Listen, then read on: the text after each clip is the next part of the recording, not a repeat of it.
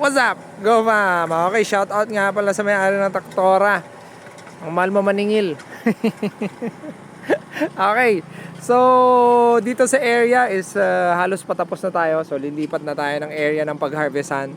Ito naman is nakapag-rest na siguro ng mga more than 3 weeks. At nakita nyo marami na ring mga damo-damo. Tumubo na rin yung mga nalaglag sa reaper, go fam, sa combine harvester. Kaya sakto lang na i-land preparation na. Yun, 'di ba? So kayo, nakapagbenta na ba kayo? Ay nako, napakahirap talaga kasi nga kung nakapagbenta kayo ng mais at ito ay fresh, more or less, hindi kayo kumita, go fam. Okay, o baka lugi pa yung iba. Kaya ang tip ko talaga, no, wag na wag kayong magtatanim ng mais or kahit naman ano, no, especially sa mais na lang kasi mais yung usapan natin. Kapag wala kayong kapital or kulang kayo sa kapital dahil mababaon lang kayo sa utang, go fam.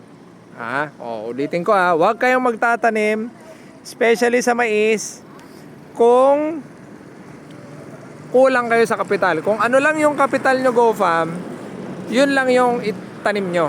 Kasi yung ginagawa natin is sugal na eh. So kung isusugal mo yung perang hindi sa'yo, eh doon ka mababaon, go fam. Masakit.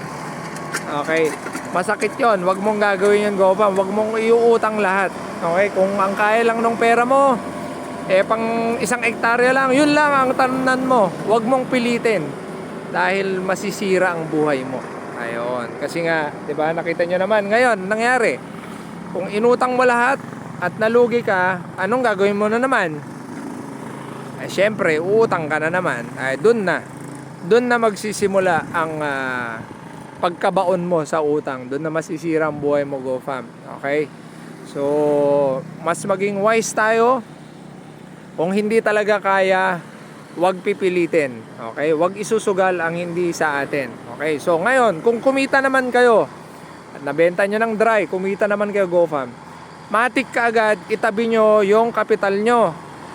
Wag nyong gagastusin lahat. Kasi yung iba dito, one time millionaire eh, one day millionaire eh.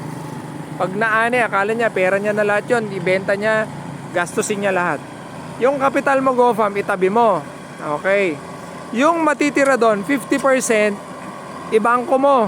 At yung 50% na natira, yun, gastusin mo kahit saan mo gusto.